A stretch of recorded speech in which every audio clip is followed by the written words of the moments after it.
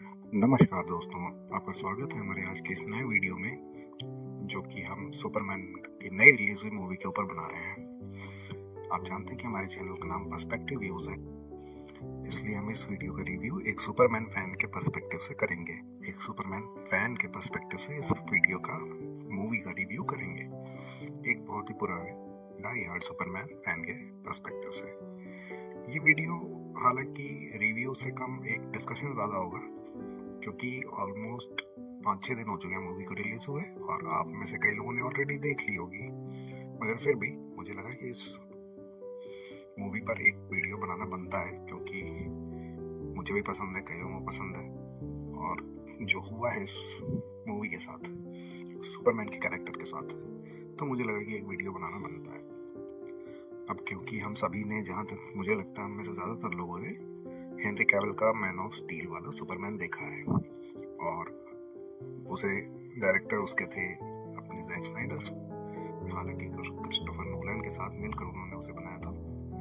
इसे पूरी तरह से जेम्स गन ने अपना टच दिया है, तो दोनों में कंपैरिजन होना तो बनता है, क्योंकि बहुत ज़्यादा टाइम नहीं हुआ है हेनरी कैविल के सुपर हीरो को आए हुए, और उसकी जो लेटेस्ट मूवीज थी वो भी, जैसे Batman versus Superman, justice league, ये सब भी हमारे यादों में ताज़ा है।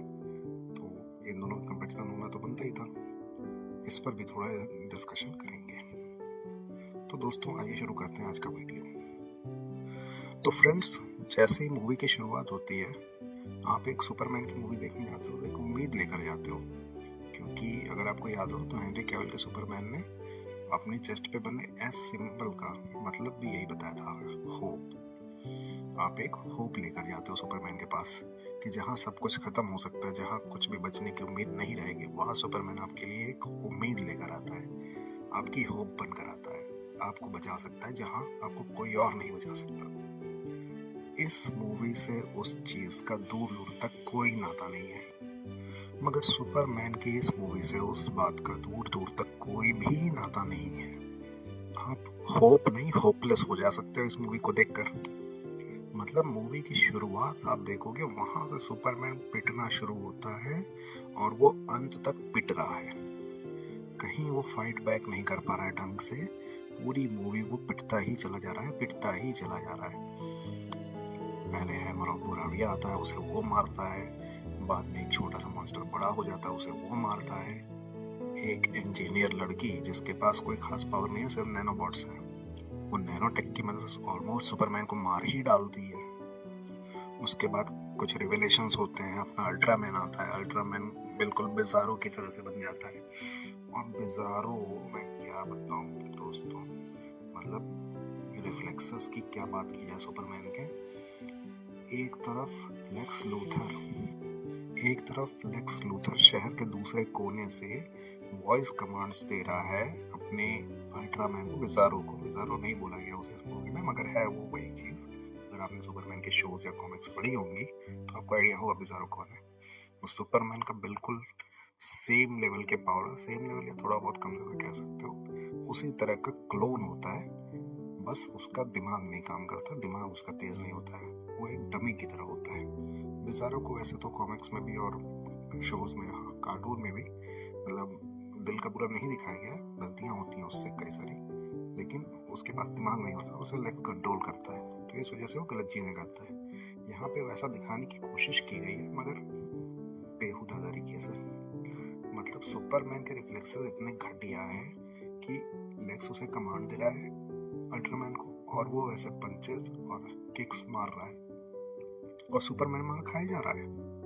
मतलब रिफ्लेक्सेस इतने घटिया हैं उसके कि वो फाइट बैक कर ही नहीं पा रहा है, मार पे मार खाया जा रहा है। इसके अलावा दोस्तों, अगर आपने सुपरमैन को फॉलो किया है आज तक, मतलब आप उसके बारे में अगर जानते हो, थोड़ा बहुत भी जानते हो, तो आपको पता होगा कि उसके शक्तियाँ इतनी पावरफुल होती हैं, इतने ज़्यादा, उसके पास कई तरह की शक्तियाँ होती हैं। उनमें से एक होती है दूर का सुन सकने की या धीमी आवाज़ में सुन सकने की शक्ति, मगर यहाँ सुपरमैन के पास पता नहीं वो है भी या नहीं, क्योंकि एक ऑडियो सिग्नल भेज रहा है लेक्स, और वो किसी मतलब कान में कुछ तो होगा बिजारो के, ये अल्ट्रामैन के, उसी की वजह से वो सुन पा रहा होगा। सुपरमैन को सुना ही नहीं पड़ रहा, वो समझ में नहीं आ रहा है। पॉड्स हैं बिजारो के साथ साथ, तो ये अल्ट्रामैन, बार बार मैं बिजारो बोल रहा हूँ, मुझे पुराना वाला ही याद आ रहा है।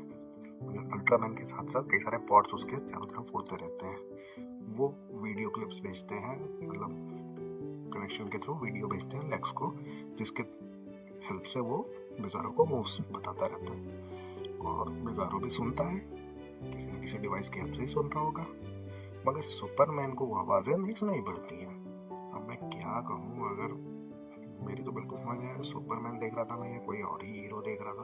भाई जब जैक स्नाइडर ने सुपरमैन को होप बताया था, तो इसका मतलब ये नहीं था कि वो उसकी मूवी से होप बना था। सुपरमैन जब लॉन्च हुआ था तब से वो एक होप का प्रतीक रहा है। दुनिया खत्म होने वाली होती है तब वो आके दुनिया को बचाता है।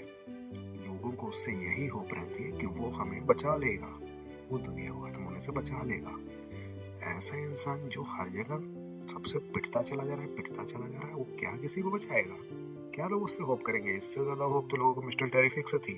इवन लोइस को इससे ज्यादा होप मिस्टर टेरिफिक से थी।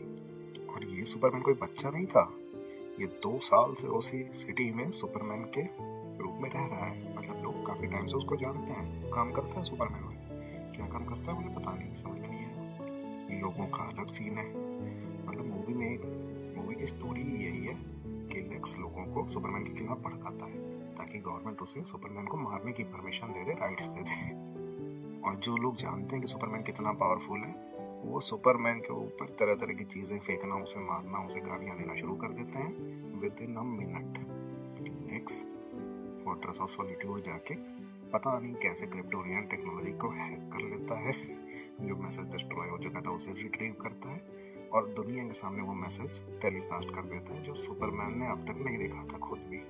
क्रिप्टोनियन टेक्नोलॉजी उस मैसेज को रिट्रीव नहीं कर पाई थी और लेक्स ने कर लिया। चलो मानता हूँ लेक्स स्मार्ट है, लेकिन टेक्नोलॉजी में ऐसा स्मार्ट तो क्रिप्टोनियन से आगे निकल जाए, ये तो नहीं हुआ था अब तक। और वो वीडियो टेलीकास्ट होते ही सुपरमैन को नहीं समझ में आता है कि ये क्या हो रहा है।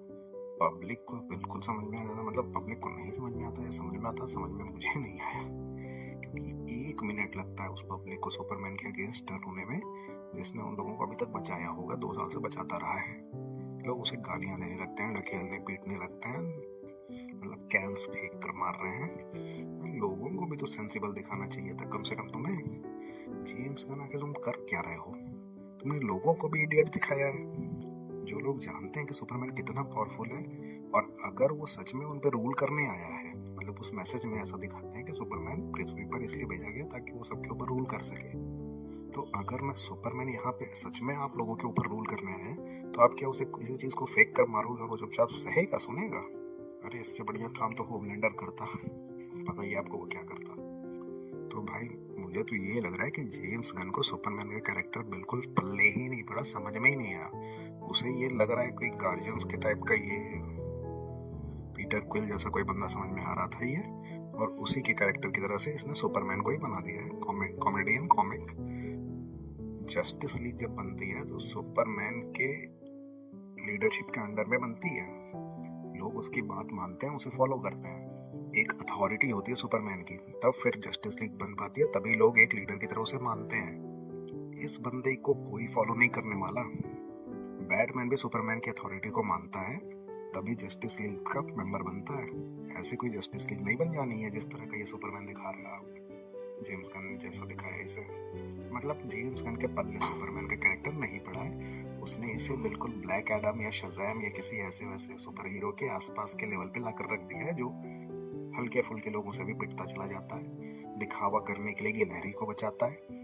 इधर उधर बिल्डिंगें गिर रही हैं, सिटी पूरी फटती चली जा रही है, एक ब्लैक होल पता नहीं कहाँ से रिफ्ट उसका ऐसा ब्रेक हो रहा है कि रास्ता बनता चला जा रहा है, एक स्ट्रेट लाइन में फट रही है सिटी। सुपरमैन जाकर एक एक लोग को, एक कार को बचा रहा है, एक इंसान को बचा रहा है, एक लड़की को बचा रहा है। मतलब मूवी में रियलिस्टिक कुछ भी नहीं लगता। और सच बताऊं आपको, ये इसलिए ज्यादा बुरा लगेगा क्योंकि मैन ऑफ स्टील पहले आ चुकी है।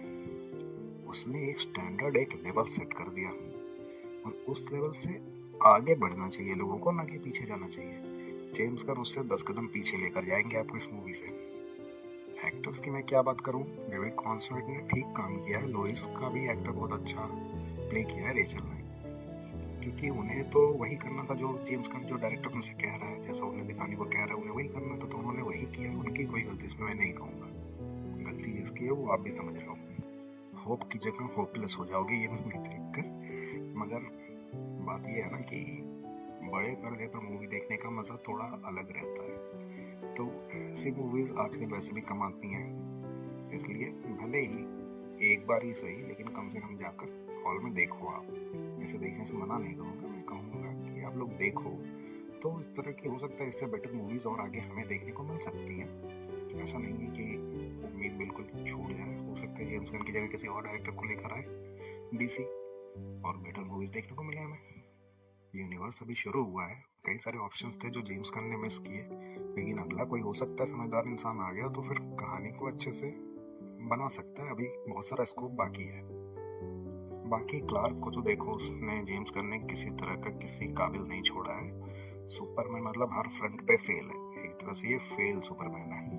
मतलब वो लड़ाइयों में पिटता जा रहा है सबसे, रिलेशनशिप उसकी ब्रेक होती जा रही है, लोइस से उसकी रिलेशनशिप सही से नहीं चल रही, सस्टेन नहीं कर पा रहा है। इवन अपने करियर में भी क्लार्क अच्छा नहीं है।